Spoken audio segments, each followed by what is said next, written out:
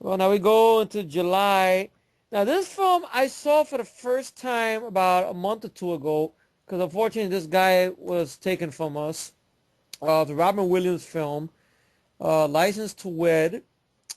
Mandy Moore's in it. You got Kristen Taylor, Mrs. Ben Stiller, Eric Christian Olsen.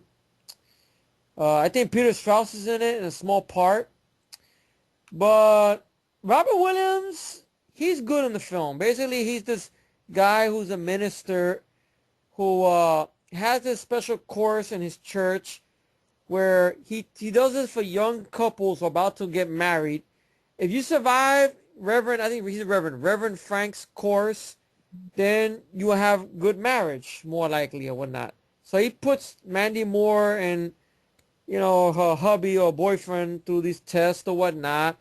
But the problem with the film is your lead guy, John Kurlensky, whatever his name is, because I swear, he is trying his hardest to be Ben Stiller. I swear it. I saw it twice because they repeated it on one of the cable channels when they had a Robin Williams night. They were showing this movie along with Mork and Mindy episodes, right? And I looked at it twice, and I'm wondering, who does he remind me of? And I keep thinking, I didn't realize it. Ben fucking Stiller. Oh, he's a voice in Shrek 3. That's Sir Lancelot. That's really him? Ben Stiller or this guy? No, this guy. Well, maybe that's why. Maybe that's why I didn't like him. I don't know. He just seems like he's trying hard to be Ben Stiller. Like, can you be yourself? Or maybe it's the direction he's given. Like, okay, try to channel Ben Stiller from Meet the Parents. Like, it felt like it's Meet the Parents again.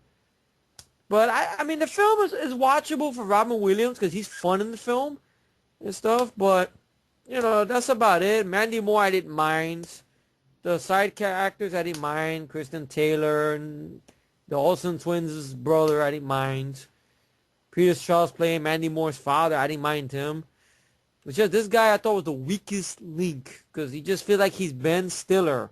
Do I have a problem with Ben Stiller? No. It's like they figured, okay, it's like Meet the Parents. Once again, it's a guy who wants to marry a girl he loves, but he's got to go through something in order to marry this girl. And Meet the Parents, it was Ben Stiller versus Robert De Niro. Okay, I can understand that. Here, I guess, you can't do that plot again, so we got to do something else, involve a reverend or whatever. And Robin Williams is stellar. He's a lot of fun in the film. I mean, you can watch it for him. I mean, it's been better films, obviously, but he's the best reason to watch him, because I felt like I missed the guy a lot because he was taken from us recently. Yeah. I had never seen the film all the way through, and I finally watched it.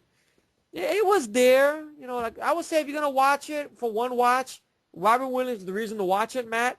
Because this guy is shitty business. John whatever his name is. Krasinski. Ben Stiller's illegitimate son or some shit. I don't know what now, brother. I swear, it's almost the same shit. The way he reacts to things, the way he whines. I'm like, are you trying to be Ben Stiller? Stop it. You're not Ben Stiller. Get out of this fucking movie already. God. So have you seen License to Wed? No, but I mean, go with an open mind, at least for Robin Williams, if you're interested. all right. But the guy. So now we get to the next one here, which in retrospective, I will say, out of all of them, I think this is still the best. And the reason I say that is because out of all the films, I think, and that movie, of course, is Transformers. Now, out of all the films I noticed, this is the one that you have more of the Autobots in the film, because the reason being is you're introducing them. So, of course, naturally, they have to have more screen time. And everybody else I thought were great. I really liked it. Anthony Anderson. It's sad they didn't bring him back for any sequels. I like John Voight. He was fun. John Turturro was fun as well. Yes, even Megan Fox. Yes. Shia LaBeouf. This is once again Shia LaBeouf, his second time on the rodeo, you could say, because Disturbia was a big hit. And now, the same year, he has a movie that dominates the summer. That's a big hit. And a lot of people hated Shia LaBeouf in the film. I didn't mind him. Josh Duhamel, I liked him. Tyrese, really, for the first two movies, they don't really give him much to do. He's just there. In the third film, I think they gave him a little bit more to shine, in the third act at least. Well, I would say he's better in the Fast and Furious movies, to be honest. But I didn't mind the film. I mean, everything like that. I mean, I think Optimus Prime should have been the one to take out Megatron, though, not Sam Witwicky, but we have Spielberg to thank for that and shit. Does it have juvenile humor? Yes. And I admit I'm guilty. I laughed at it. Yes, at the masturbation jokes. Yes. I laughed at the dog fucking another dog. Yes, yes. Uh, okay, other jokes there and everything like that. But I don't. I have fun with it. I didn't mind the film and everything like that. And that is a popcorn film. I can understand why people don't like them though. But I think the first one out of all of them is the better one because out of all of them, the Autobots are more in the film. And as the sequels go on, I heard different stuff about Age of Extinction or Age of Stink. But that movie's just too long to sit through. I don't know. Though I saw some clips, but I still don't know. 2 hours and 45 minutes. Yeah, and then that's when the big action scene happens for the third act and stuff. You're stuck with Mark. What? No. Marky Mark and his gun sword. And his gun sword that he stole from Final Fantasy. That's it. But the first one, I don't know. I could watch. Glaive in his ass. Yeah, throw a glaive. There you go. That's it. So I don't mind. I don't mind the first film. I mean, for what it is and stuff. Now I leave it to Max. I know his opinion has greatly changed on this film for good reason. I'll let him explain out to you people. Yeah, I mean, I don't think I saw this in the theater. I don't. I did. I went to theater by accident, trying to see Live Free or Die Hard. I ended up seeing this. I didn't grow up with the cartoon. I did. And I actually don't like the animated movie. I do. I just feel... There, just and I know, in case people are pissed as to why, it's because I thought the anime movie, it had a good score, but it was boring. It killed all its characters, and then it killed off Optimus Prime, then you're left with a lame motherfucker, voiced by Judd Nelson, who's a dumbass. And I'm like, what's so great about this movie? They kill Optimus Prime, the best character, and then you're left with a dumbass, and then you kill off all the other characters to sell a new toy line, and then you have Dare to Be Stupid. That's all I got in the movie. Good score, Vince DiCola, but that's all I got. I know you went out too crazy about the soundtrack, I think. Well, Dare to Be Stupid, I didn't like. Besides Dare to Be Stupid, I like the other songs. Like the Touch, you know. I like the Touch. You know, I like those songs. I like the score. I mean, the soundtrack is good other than Dare to Be Stupid. That's all I can say I like about it. I didn't grow up with the cartoon, so I don't have that. So when I first saw the Transformers, I'm like, okay, cool, you know. I'm not a Michael Bay hater. I like The Island. I like The Rock. Bad Boys 1 and 2. Yeah. Even stuff he produced. Has a Chainsaw Massacre remake, Friday the 13th reboot, remake, whatever the fuck you want to call it, remake, reboot, whatever. Obviously, I'm not a Michael Bay hater. Otherwise, I hate all that stuff. But Transformers, saw it. I'm like, okay, cool. Good special effects. It still has good special effects. I don't hate Shia LaBeouf. I've never hated the guy. Megan Fox needs to go back to sitting on dicks. Because that's all she's good for. She sit on my dick, or anyone's dick. She'd sit on Efree's dick. She'd sit on dicks for, a business. Well, I mean, I don't think the reason she got a career is not for sitting on dicks. I think she sat on faces. That's what it is. I mean. Well, then she'd go back to that. She sat on Michael Bay's face. I would say she sat on Spielberg's face, but then that would have kept her in Transformers 3, but that didn't help. She sat on Michael Bay's face again and get more jobs. I don't like. I think Megan Fox is a terrible actress. I think there are better actresses, and she gets jobs. That's just me. Tyrese Gibson never bothered me. Josh Duhamel doesn't bother me. To be honest, now I mean, looking back on it, this could have just been. You could call this fucking GoBots or something. You could call this something else and just have these soldiers. It could have just been a movie that's not called Transformers. It'd be star Tyrese Gibson, Josh Duhamel as soldiers. I mean, I think that they threw those characters in there as an ode to a crossover comic with G.I. Joe and Transformers, I think. I think that's why they threw, that's what Josh Duhamel and Tyrese Gibson's characters are based on, I think. G.I. Joe? Yeah, because I think there was some trivia I read one time about that there was a comic book that had a crossover thing. It wasn't a cartoon, but as it was a cartoon, I would have creamed my pants at a young age. The But comics. yeah, a comic with Transformers and G.I. Joe did a crossover, so that's sort of based on that. That's one of the reasons they threw in those type of soldiers there and stuff. But I have a feeling that if I saw this film again, I would understand why fans hate it, and also because these films were made and were successful. You did other shit like the new Ninja Turtles, which I can guarantee you is shit. I guarantee. Oh, you haven't seen it yet. I'm psychic on this. Believe me, I can And believe me, guarantee it. he's predicted a lot of bad stuff. He predicted on the Robo Bukaki. He predicted on Nightmare on Fuck Street. He predicted the thing pre-cum. He predicted Bormetheus. He predicted the Borverine. These are all predictions that Matt predicted. And if I'm surprised, I'd admit it. I He Painting admitted it. Game. That was Really a not trailer Michael that looked Bay. very horrible. And we saw it together and we had a good time. And I still have a good time Painting Game. Matter of fact, I'll go on a limb and say this. Michael Bay should do more movies like Painting Game in the R-rated zone. Don't fuck with franchises. Yeah. But since franchises make more money, so Whether that's what this. producing or directing, just leave that alone. That's it. Don't fuck with franchises. That's And all. World War Z was another one I thought would be shit, and I really liked it. Okay, surprised he admitted it. See, it takes a little big You man to saw agree. it, you liked I it. saw it. I enjoyed it as well. So, but this is one I'm really sure on. And anyway, because of that, I'm like, I'm in that boat, so I understand people in this boat. And then when I think about it, I'm like, if I'm a Transformers fan, would I like to see Shia LaBeouf getting in trouble for jerking off and having his dogs hump, and throughout the films pop brownies and That's a racist sequel. robots. I know I'm just going through the films like racist robots and Bumblebee pissing in someone's face and John Turturro's face, and I'm like, would I want to see Raphael pissing in someone's face? No. Would I want to see oh, here's Casey Jones jerking off? No. Would I want to see the turtles? Spencer fucking somebody? If I don't remember that kind of thing being a Transformers movie, but I don't know, because I'm trying to, because you obviously can't have two dogs fucking and the I, turtles movie, but Splinter probably be doing something. Maybe Splinter doing something Megan Fox. I don't know.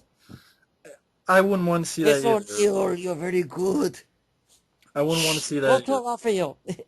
But yeah, I have a feeling, and also, I mean, the Autobots should be in the lead. You could do a lot of things with Yeah, that, and of course. again, I would just have a bad feeling that I'd be like, and I know someone's going to say, well, you're just on a bandwagon.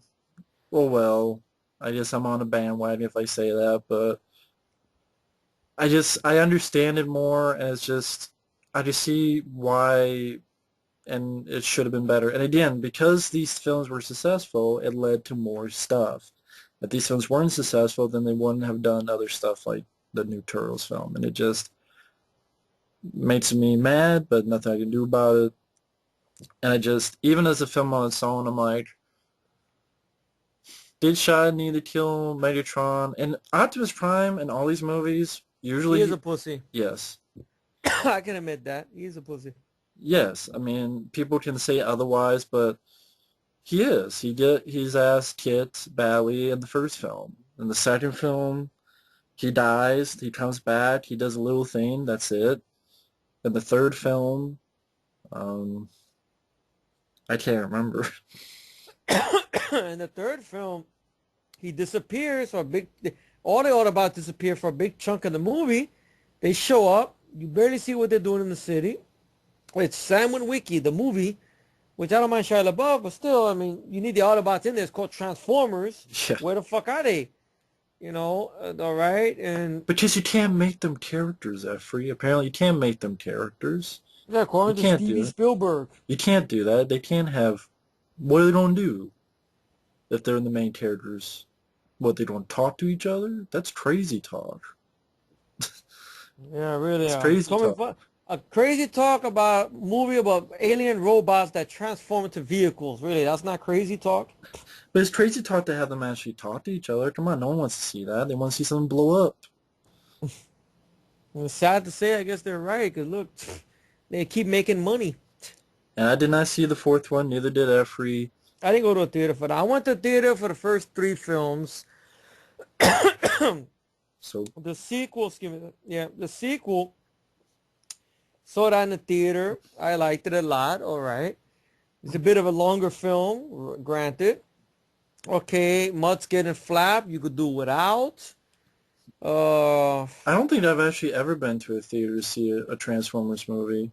really? I thought you were. You didn't see the second one at least in theater? Not that I remember. I think I saw it at home, and I think Transformers 3 was like a... Fuck, I'll admit it here. Probably like a download or something.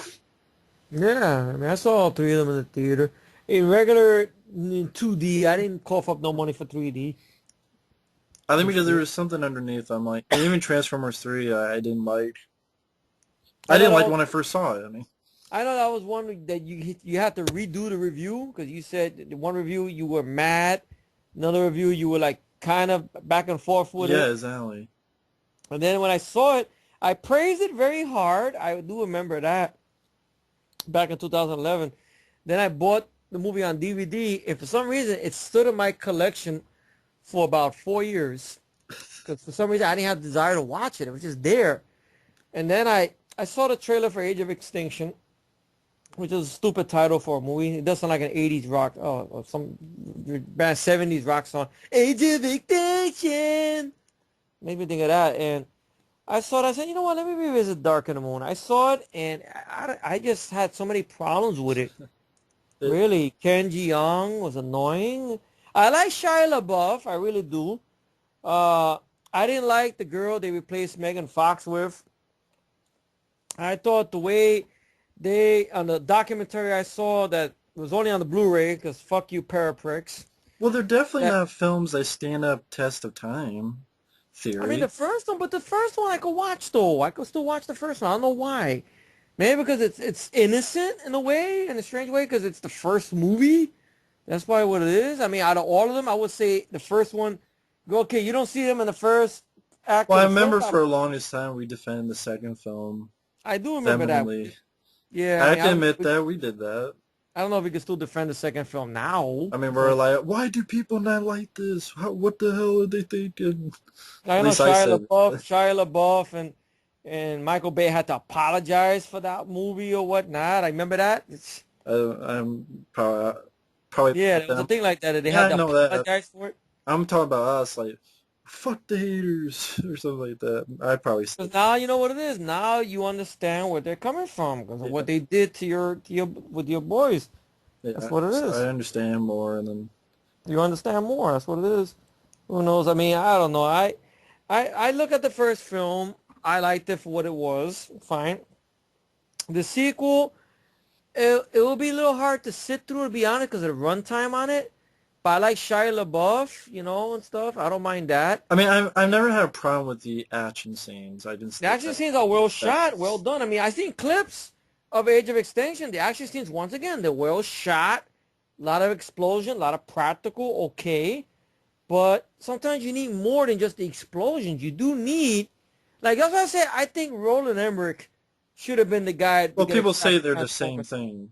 They'd be the same. I disagree with that statement because first especially like Godzilla, like. Well, I know that's the main thing they always pick on. Oh, Roland Emmerich, look at Godzilla. The man admitted that he understands why people don't like Godzilla. He admitted it. They still give him shit. But I look at Independence Day. I mean, that's still his most regarded film, whether people love it or hate it. Roland Emmerich, I think the man is very underrated. I mean, Moon 44, I don't think I think if I watch that again, I don't think I'll be the biggest fan of it. I like Michael Paré, but I just thought the ending was kind of anticlimactic. Universal Soldier, I still love a lot. Very good movie. Van Damme and Dolph, classic. Stargate, I like Kurt Russell, I like James Spader, but I don't know. The movie itself, maybe that's one I got to give another shot to, but I just thought it gave a good build-up to go across the Stargate. And when they get there, it's a fucking desert. That's it. It's the Egyptians. Sort of. That's it. I like Kurt Russell's one-liner in the end where he fucks up one of the bad guys. Give my good regards to King Tut, asshole. I like that. Uh, let's see. Independence Day, I saw again. I watch it every 4th of July. I love Independence Day a lot. I really do.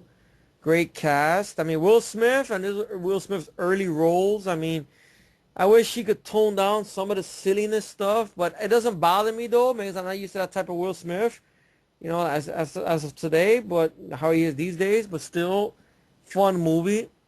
Yes, I do love Godzilla, and yes, I do prefer it over the Jurassic Park films. Yes, I said it, and I don't give a shit. If people don't like Godzilla 98, or they say Godzilla name only, fine. I can understand, okay, they don't have the look of Godzilla. I understand that, but it's an entertaining summer movie. I had a good time with it. Because in those films, Independence Day, Godzilla, even the film he did afterwards, this movie with Mel Gibson, which I really liked it. I think it's an underrated Mel Gibson film. Roland Emmerich directed The Patriot. You had likable characters. Hey, Matt, you back? Yeah. Okay, so basically what I said was I was defending Roland Emmerich. I was talking about my thoughts on Moon 44. Yeah. How if I was to see it again, I think I would have problems with it because of the third act. Yeah. Universal Soldier, action classic. Van Damme versus Dolph, need I say more? Yeah, because a lot of people hate it. Well, that's the public for you folks. All right. Now, Stargate, I like Jay Spader, I like Kurt Russell, but I have the same problem that you have with the film, Matt. It leaves a build-up to get through the Stargate, right? They go through the Stargate, and where are they at? In fucking Arizona. Yeah. And they give some Egyptian guy a Fifth Avenue. And then I like the one-liner Kurt. Yeah, that little candy bar, Fifth Avenue. That's what they give, I think, to one of the Egyptian guys or whatever. Oh, okay. And I like that the end fight that Kurt Russell has with one of the bad guys, when he gives that one-liner, give my regards to King Tut, asshole, all right? But I'm not the biggest fan of Stargate. Maybe that's one I got to revisit someday. I don't know. Independence Day, classic. I love Independence Day. Just like I said before about Will Smith in his early years with the humor a little bit and stuff, like a little bit with the whole thing, like that's what I call a close encounter. Not the biggest fan of that one. But I could watch the film still. I enjoy the cast. They're likable cast members, likable characters that have interaction with each other. Godzilla, I said it. I'll repeat it again. I prefer Roland Emmerich's Godzilla over all the Jurassic Park films. Yes, I said it twice. I don't give a shit. And I even liked it, like I was saying before you came back in, Roland Emmerich's film that he directed with Mel Gibson, The Patriot. Yeah. Which I think that's an underrated one. I don't think no one talks about that one. I think Heath Ledger's in it, one of his early roles, Mel Gibson's son, and stuff like that. Good R-rated vibe to it. Good violent practical effect scenes and stuff. And I think he would have been great to get a crack at Transformers and stuff. I think there was talks about getting him, I think, for the fourth film, but a lot of people figure he's the same as Michael Bay. I doubt that.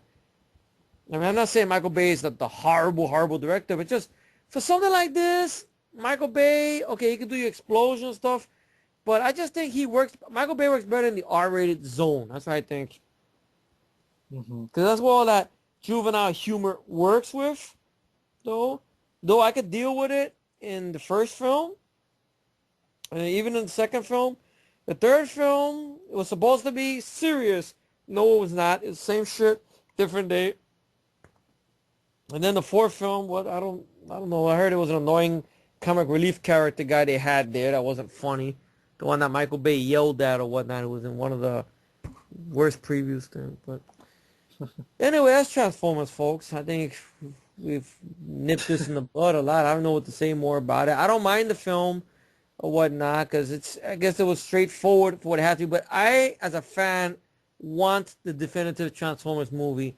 I want the Autobots front and center to be the star of their own fucking movie. I don't think we need a piece of ass like Megan Fox or Rose Huntington Whitley, whatever her name is, or this new girl they got in 4 to be front and center. You know, though I have no problem with Shia LaBeouf and stuff, I would take him over Marky Mark any day of the week, to be honest. But and I just don't know what to say anymore. I know, well, I'm out of words. Megan Fox, go back sitting on dicks. And faces. And fuck you too, bitch. You know why? What? I know, because she made a comment, something about turtle fans, I think. If you don't like the film, fuck you. She said that, huh? Yeah. Oh, fuck her then. Yeah, that's what she said. If you don't like the new film, fuck you. She said that in the interview? Yeah. Well, they must have bleeped out the fuck? Wow.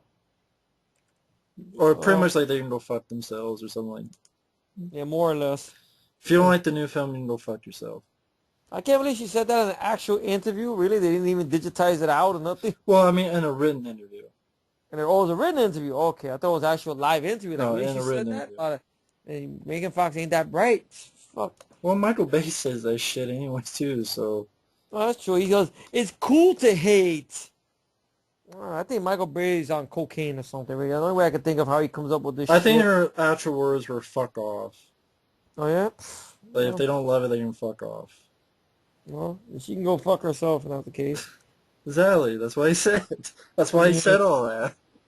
I thought you knew that, but... Oh, I didn't know. I thought she made a comment directly at the Turtle fan, but she made it that vague like that. I said, wow, she's a bitch. Yeah, tells fans who don't love the new film to fuck off. Wow. Well, I guess next one, something called Clubland, which has a But we can cast. fuck off. We can fuck off because I don't know anything about Clubland. Now, there's another one I did see a long time ago. I remember it being a very slow, sort of boring film, because I guess it's a war drama called Rescue Dawn. It's a prequel to Red Dawn. No, it's not. It would be nice if it was, but it's not. It's based on a true story about this pilot who was shot down during Vietnam, which Christian Bale plays.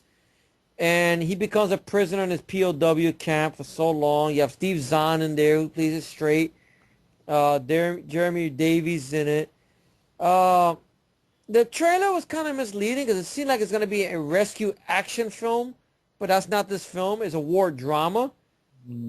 And, you know, it's good acting performed by Christian Bale. I mean, I got no problem with him as an actor. I just hate his Batman. Right. I just hate his Batman. Yeah, I got no problem with Equilibrium. I like Equilibrium. Equilibrium. I can never get it right. Equilibrium is my favorite from him. Yeah. That's why I say Kurt Wimmer should have been the guy to deal with a Batman film because he knows how to, or even say he should have been the guy that got for T4 because I think he knows how to work with Christian Bale. He could have got more out of Christian Bale than McCheese, in my humble opinion, or Nolan, in my humble opinion. Yeah. But he does a good job acting-wise. Steve Zahn does good as well. He plays it straight. Like I said, he's not playing funny or nothing. He's playing it straight. And I know Christian Bale, along with Steve Zahn and Jeremy Davies, they had a thing going on during the making of the film. They were trying to see who can get more thinner. I don't know how the fuck they were able to pull this off, though. How they were just trying, each actor was trying to lose more weight than the other. But Jeremy Davies got very, very thin to a point it's creepy. Jesus. But, you know, good acting by Christian Bale, but it's not a film I want to rewatch, though. It's just there. I don't know. Have you seen it, Rescue Dawn? Mm-mm. I've heard of it. I mean, it's based on a true story about a real guy who who was captured behind enemy lines during Vietnam and his time when he was in a POW camp or whatnot. But it's a drama. You know, the trailer kind of was misleading, though. And stuff. So next one is our Harry Potter movie, which I'm not the biggest Harry Potter guy. Harry Potter. Potter or whatever, a pothead, I don't know, but Harry Potter. I lost track of what part this is supposed to be, but Order of the Phoenix. Yeah, so I don't know. It's you one don't of know. It's one of them, but anything you want to add on that or no?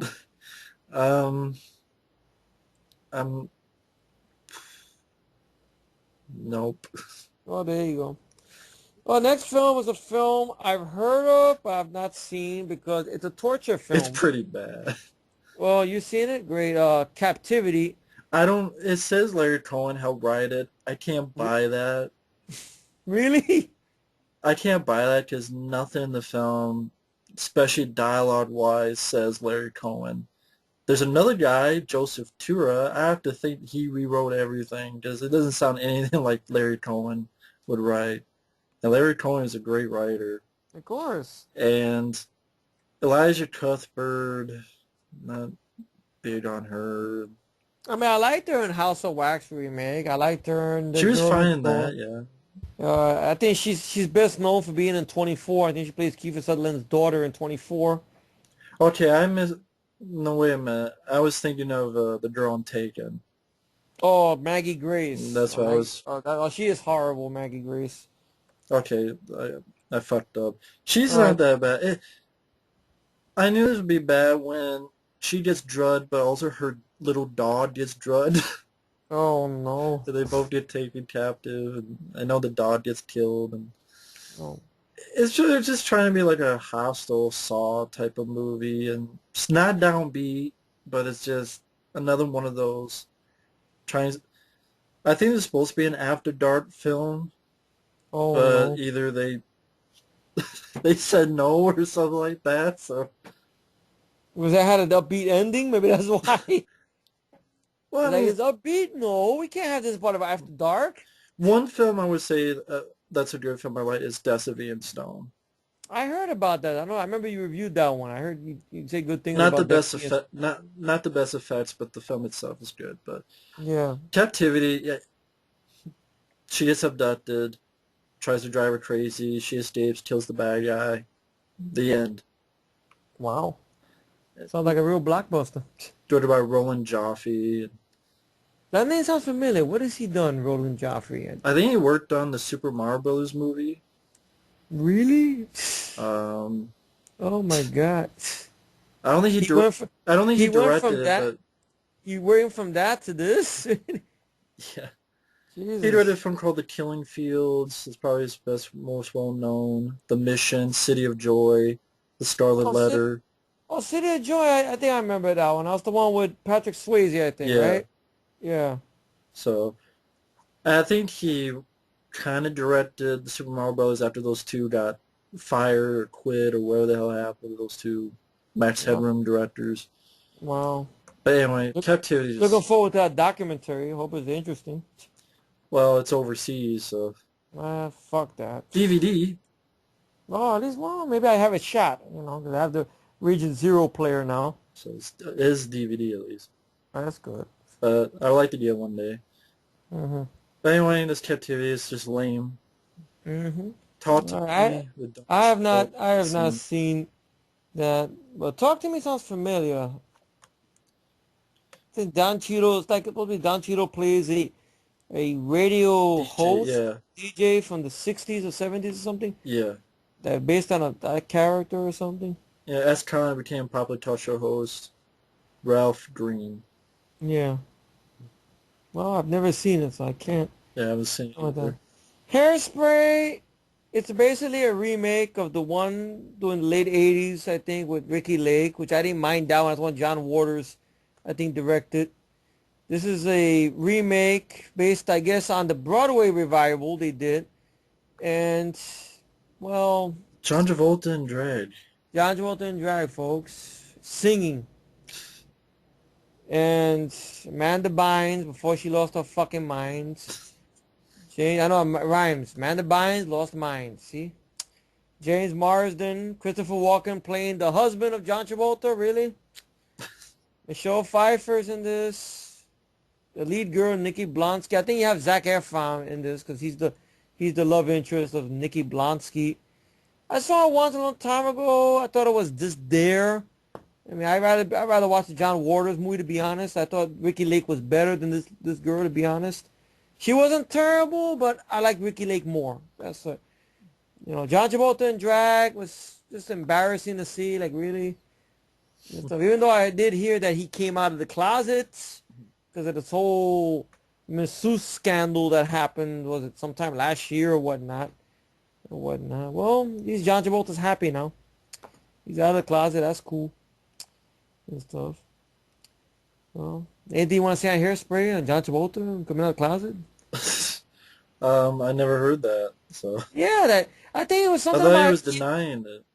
Was he denying it or he came out? I don't know. I I thought he I was heard denying it. he admitted something about bisexuality or something. I don't I know. don't. Well, John Travolta is or Oh isn't. I well. mean, hey, life goes on. I mean, Yeah. I. just stay away from the fucking masseuse parties. John Travolta. I said, do your masseuse in your house. That's it. I tell Late. all these famous people, don't go out. That's it. Lady masseuse can. Or lady masseuse, but that get him into trouble too. Well, yeah, he's Just married, so yeah. is he still married to Kelly Preston? I thought they split. I don't know. Too many Oh, stories. I don't know. I don't know much about his. We gotta talk about that in the movie itself. You see. Maybe Oh well. maybe they're not. I don't know. Oh well. At least Oh they're well. happy either way. Yeah. So now we get to me. I Uh, could say this was the last. I mean, the really last Adam Sandler film I could sit through. This was the last one. Because after this, I couldn't take it no more. Because I was tired of seeing them already. I now pronounce you Chuck and Larry. I got some little chuckles out of it when I first saw it because I was surprised they had Ving Rhames in it. Because Ving Rhames is playing a character who's openly gay and there's like that. I thought the movie had an interesting message to there. Like, I know you have Richard Chamberlain making a cameo in the film as well about not judging people because they're gay or whatnot and everything like that. But Kevin James with Adam Sandler doesn't work well. They don't work well off each other. I always thought the reason they get Kevin James is because basically there are roles that would be perfect for Chris Farley, but since Chris Farley is no longer with us, let's find another fat guy who could be funny. So they got Kevin James. Now I don't mind his King of Queens. I like him in King of Queens, but Paul Blart I tried watching it. I only sat through about 15 or, God, I think only a half hour into the film, and I had to change it. so how I was far will he get into the sequel when it comes out? zero, zero. I'm not gonna bother with the sequel. It's just I tried and I just couldn't do it. I know he's done some other films. I think Adam Sandler had a hand in producing those. I think Yeah, he did. was that Here Comes the Boom, And the Zookeeper. the Zookeeper with Stallone voicing a creature of Lion. a lion. It'd be funny if it was a tiger, because it'd be Eye of the Tiger, get it? But no. Well, Lion Fist, because he's lying all the time now. Oh yeah, well, he's lying. Well, Lying his ass off. lying. Sylvester Stallone. He's lying his ass off. Lying as he sold out. But I didn't mind. I didn't mind this one. I mean, for what it was, because to me it was the last one, and everything like that. Probably last time we see Adam Sandler playing, it's normal, even though him and Kevin James supposed to be playing a couple, because Kevin James needs insurance money, so some kind of scam, if I remember correctly, to pretend he's gay, and something like that. And Jessica Biel is gonna be the lawyer to investigate, but unfortunately Jessica Biel falls for Adam Sandler. And every gay joke you could think of them not being gay, not being gay, and all it's thrown in there. Dan Aykroyd is their boss. I'm not a big Dan Aykroyd guy. I just feel Dan Aykroyd plays the same schmuck in every fucking movie. That's why I can't deal with Dan Aykroyd no more. And stuff like that, but I could deal with him in Ghostbusters, but, and maybe Spies Like Us for Chevy Chase, but that's it for Dan Aykroyd. Well, that's my thoughts on Chuck and Larry. Your turn, Matt. I know you're not a big fan of this one. Yeah, I hated this movie. I hated this movie a lot. I think it's one of his worst. I didn't think it was funny. I thought it was irritating. Adam Sandler, I mean, he was like this womanizer asshole, and like had like all these chicks from Hooters in one scene, and I'm like, really? Yeah, okay. Like, I buy that. Yeah, Kevin James, he's not, I'm not gonna say he's a bad actor, but it's just bad roles. I really feel like he's just gotten some bad roles. I mean, I do agree with you about the Chris Farley thing. Mm-hmm. And I think he should do roles away from Adam Sandler, whether Mm-hmm. producing or starring, and just do his own thing, not just fat jokes or food jokes or pratfalls. I mean, get away from that. Do something away from that instead of that shit. And like you said, it's like a bunch of gay jokes, and it's just, I didn't think it was funny. I didn't think it was entertaining. I thought it was boring. And this is the start of when I was really getting tired. This is like the start of just me getting tired of his Adam Sandler shtick and Mm-hmm. shit. So I don't, I never noticed Chick Larry I do not like at all. Mm-hmm. Well, very interesting points. Yeah. So Kevin James, I mean, if there's one movie I didn't mind him in because he's in small dosages was this one he did with Will Smith, Hitch. I didn't mind him there. You know, I haven't seen Hitch in years and stuff, but I didn't mind him there though. 'Cause I thought he worked well off Will Smith and Adam Sandler and stuff and everything. But you know, very well put on Chuck and Larry basically and stuff. Now the next film is a film I have in the computer I want to rewatch. But I remember when I first seen it, I liked it, the film up into the third act because I feel like it turned into a different film out of nowhere. Hmm. And that film, of course, is Sunshine. Danny Boyle's film that he directed and I think he produced. It has Rose Byrne from 28 Weeks Later in it, Cliff Curtis, Chris Evans, Cillian Murphy, and I think you have Michelle Yeoh in here as well. And basically just these people who are sort of scientists in space who are sent up there to do some kind of thing regarding the sun. I mean, I know you're a big fan of this film. Maybe you can explain the plot better. Well, the sun is pretty much, I think, dying, and they pretty much have to reignite the sun. So they pretty much go up there to do it to save mankind and sort of start up the sun again. Mm-hmm. And they do that at the end. They do that in the end. Yeah, okay. So it's about that. Now, I remember when I first saw this, I was, for some reason, I had a tantrum or I had a thing with Chris Evans for some reason. But I think thanks to I would say, his Captain America, I've lightened up on the guy a lot, you know, I Yeah. like and everything like that, which I'm very happy about, you know, stuff. And I've seen interviews with the guy, and I realized he's not a bad guy, you know, he's a stand-up guy and everything. And I started looking at his movie roles, and I would like to look at this role again for him. I know he was good in it or whatnot. And my problem with the film I had is that, okay, it just could be a space drama about these people trying to ignite the sun, but then out of nowhere, in the third act, it turned into a horror movie, Hmm. which to me felt like it came out of left field. Some character or somebody who came onto the ship who's all burnt up and he's killing people. Yeah.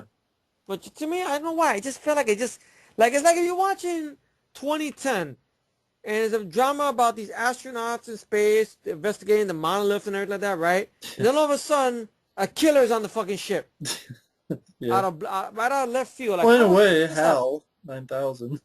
But yeah, I get what you mean. Kind of, Yeah, just out of left well, kind of what field. they did in 2001: Space Odyssey. I've never sat through that film. Only, So I gotta. and I only say it because it's about exploration, but then the HAL 9000s, kills a few people.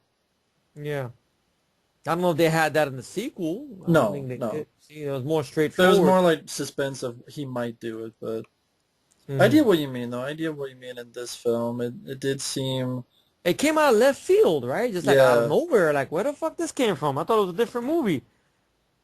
It's like if you're watching. Okay, let's put a better example. Okay, it's let's say plot you're turn, watching yeah. Gravity. You're watching Gravity, right? Okay, you're into the survival story with Sandra Bullock and 3D and it's very good acting and that. And then all of a sudden,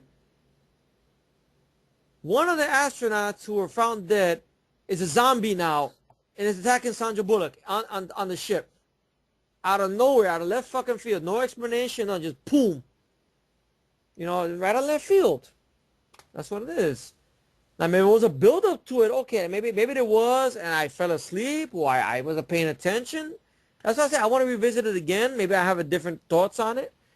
But the film is well shot, well directed by Danny Boyle. Beautiful. Another job with the score, John Murphy. Great score, you know. Which I know that score got sort of reused in Kick-Ass with Hit Girl fucking up everybody in the scene when she rescued Nicolas Cage. At least trying to, you know, and stuff.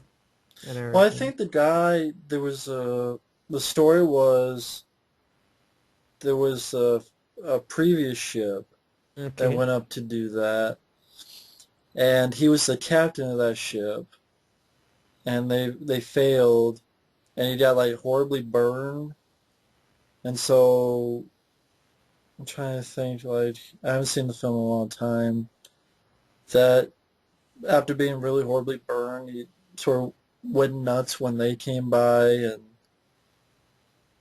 I'm trying to remember why he was doing it, if it was just he went insane because of what happened to him, or I haven't seen the film in a while, but yeah, Yeah. it's like they needed some drama, and then instead of equipment failing, they decided, oh, let's have a guy killing people one by one. But I wonder if that was a problem maybe with the making of the film, maybe the script, or maybe the studio was fucking with Danny Boyle or something. Because I think after this one, he kind of went independent with DNA Films. I wonder if this was maybe a reason why. Because Dread was a production of Danny Boyle's studio, DNA Films. So it Hmm. makes you wonder that. I don't know if the DVD has any features, if they talk about that or anything, I or don't think I have the film, so I don't know. you don't have it. I thought you had the film. Mm-mm. I know you said you didn't mind Yeah, I don't Sunshine. mind the But film. I don't have it though. I never wow. found it around here to pick up. Because I It's, remember now I know what to get you for Christmas now, Matt. No worries. Okay. but yeah, I don't. I remember not minding the film. Yeah. Mm-hmm.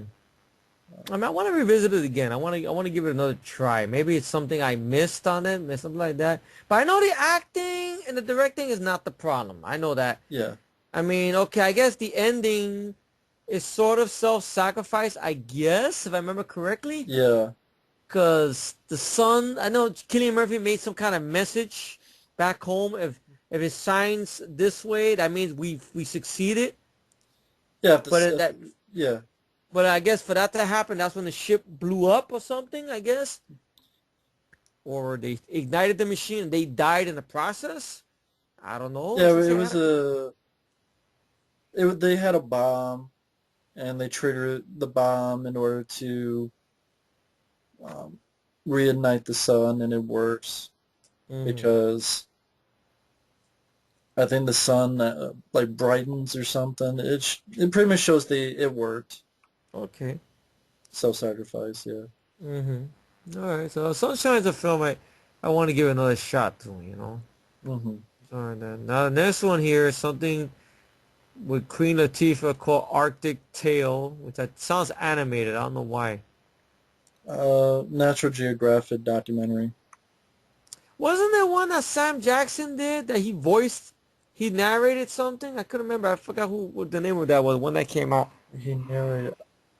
Oh, Sam Jackson, I think did something like that. But anyway, that's another I thing. don't know. Okay. Now this one here I've heard of. I think you had the displeasure of watching this. I know you. I think I remember one time you yelled about this film some years back. I don't remember if that's still up. I Know Who Killed Me That might with have been on Lindsay. my old account. Maybe on your old account. I remember you yelled about it because you said something about body parts falling off and an Evil Dead hand glove and Lindsay Lohan using body doubles. I remember that was mostly your thing you were yelling about. Yeah. Um, weird enough, one of the producers is Frank Mancuso Jr. Well, he really needed some work, huh, Frank? Wow. Lindsay Lohan, I don't care for. I know she plays twins. I think one is taken, and what happens to her happens to the twin. Mm-hmm. So I think like the one who's abducted gets her arm or hand cut off, and so the twins, hers just falls off Oh because of no. that. I think that's where it leads to like the Evil Dead, like Army of Darkness steel hand that's Oh made. no. Pfft. It's meant to be taken seriously. It's not a comedy. And So, look who stars in this, Matt. Neil McDonough. Neil Madonna, of McDonald's. course. Uh, I think by the end, like I think she like finds her twin sister and such, but yeah, I just remember being really silly and really stupid. Oh God. Well, I got nothing to say on the film. I mean, I've heard of it. I've heard it's very, very bad. Some people have Yeah, told me it's laughable. Maybe that's one of the yeah, reasons. Because I think I remember that from your rants. I think way back when on that one yeah, it was like laughable, like it's supposed to be taken seriously, but you don't take it seriously. exactly. Uh, yeah, there's another one here. I think has Aaron Eckhart in it.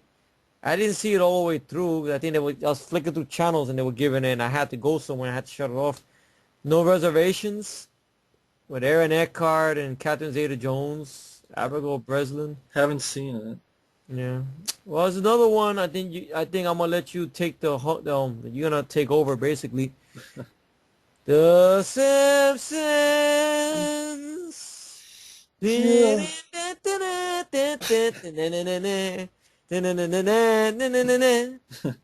I'll do the Nelson laugh. Ha ha. But I'll leave it up to you because I saw The Simpsons at a young age. It was good at a young age, but I just think the show is just overplayed because it just keeps on going on and on. What else could you do with this fucking show already? Really? They had a It's like crossover with Family Guy. that's how desperate they are. And Family Guy I haven't seen in a while because I don't watch Fox. That's what it is. But I don't know. Just there's no words. I mean, the movie I saw a long time ago. I just thought it was there, but I can understand why people didn't like it. I can understand why Matt didn't like it. I so can understand it. I do like the part where Homer Simpson giving the finger to somebody. That was funny, but everything else just had a lot of problems. And I let Matt go into it because once again, this is something he's passionate about. Well, I can go for it. Well, I mean, I like The Simpsons. I do feel like the show should end, but I do like The Simpsons. I grew up with The Mhm. Simpsons. Saw it when there was a kid. I don't watch the new stuff, but when a DVD set comes out, I always like to pick it up and then watch them. And the commentary is always fun to listen to Mhm. because they do commentary on every episode. It's a lot of fun. Um, look forward to the movie and that bit that Efree mentioned. That's really the only time I laughed in the film. I thought the film was very lame. I don't understand why it got so many critical notices and box office. I thought it was a very lame film. I thought it was a very unfunny film. I thought the plot was just lame for a movie. Only all these years, and this is the best plot you can come up with. Oh, Homer fucks up, and because of that, the entire town is in this bubble where the fuck. Which really enough is like there was a Stephen King thing where a town gets put into a bubble. It's like Around the same time this movie came out. I think a little bit after this movie. It's called like Under the Dome or something like that. I'm like, did Stephen King steal from this? But Probably. I mean, all the writers, all the people involved, and it's like this is the best you come up with, and all the opening you have Green Day playing. I'm like, fucking Green Day, and like and then it's uh oh, Homer fucks up again, and once again Marge leaves him. Only it's for real this time, and oh, Bart doesn't like Homer, so he likes Ned Flanders, and Bart Simpson skateboards naked, and I admit I got a little chuckle out of that. He's plastered against the damn window naked. Oh no. and then Spider Pig, which they played in all the advertising to death, which wasn't that fucking funny in the first place. You Well, know, now he's Harry Porkit. Something like that. He says something like that, yeah. Or Harry Plopper or something like flopper that. or something. Yeah. And like President Arnold Schwarzenegger and lame jokes, not funny. I think the heart was really fake because Uh-huh. it's like there's no reason for Marge to take him back, and I thought they did a bad job writing that because it's something they played 5 dozen times on the show, so this is like 5 dozen and 1 times they play on on for the movie, and I'm like, for a movie they should have done something different, or and it didn't feel epic for a movie. It's just the town under a dome. I mean, I played, what was it? I think there was a Simpsons game that had a better plot that dealt with the aliens and hell, even the fucking Simpsons video arcade game where Mr. Burns stole Maddie. I think that's a better plot. Oh, that was one where I think where Maggie swallowed something She had like a or something like, diamond or something in her yeah. mouth, and the Simpsons went to save her.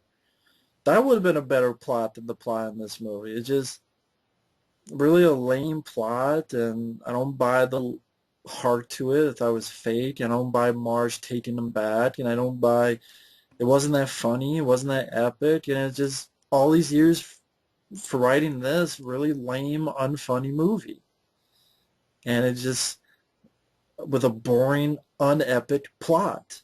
It's like decades people have been wanting a movie, and this is the best you got. When fucking video games have, I think, better plots than this movie.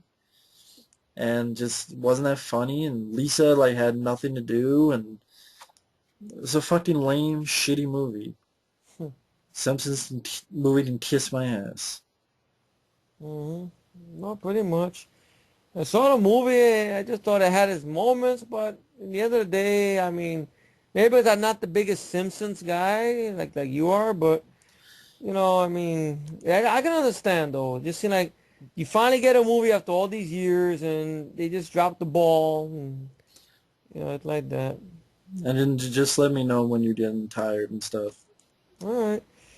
I mean, I think we could talk about this next one over here. I mean, That's because I know Who's Your Caddy, which I know I saw a long time ago. I didn't care for it at all. Caddyshack 3.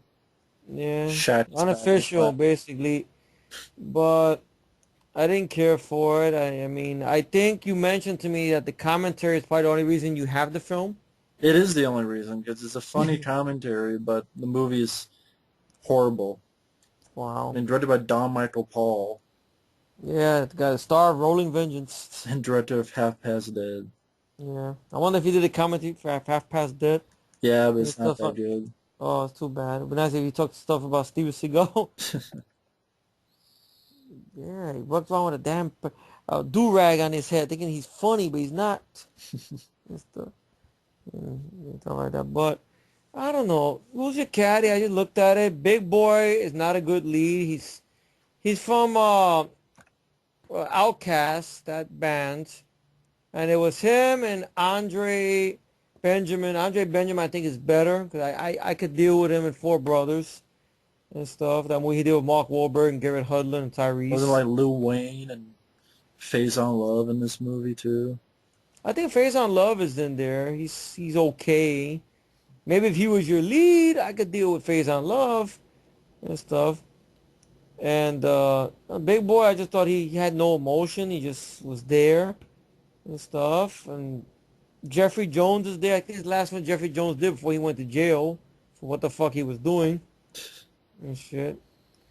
And everything like that. I just didn't care for the film. I didn't find it funny. I found it Right. to be a tough watch to sit through. Maybe if I do pick it up, it probably would be for the commentary, to be honest. Because maybe I can excuse things for commentary tracks sometimes. Maybe. And stuff. So anyway, I mean, I have to head out. I have to get up Exactly. early tomorrow morning. So I guess this is going to be in 3 chapters, or I don't know No, how you're going to actually, title this. I'm going to put it in by month. Like, I'm going to edit it so January, February, March. So it'll be like 12 parts. It'll Oh, just be easier for people to follow. okay, that's cool. That'll be So, interesting. Okay, so I guess the next one we're going to be approaching is going to be August, yeah, August of 2007. which I know there's going to be some interesting films in there we could talk a lot about. Exactly. Let's see, is even that in here? That's in there, yes. And yes, that's in there. That's in September, yes. All right. Yeah, some interesting ones in here we're going to really be passionate about, and for August. Well, once again, I guess thank you for having me on here, Matt. And thank you for being Oh, on here. oh, you're welcome, man. It's been fun so far. I mean, we're almost done with the year, folks. Almost. It's hanging there. And we'll see you guys in the next part. See you next part, okay? See you later.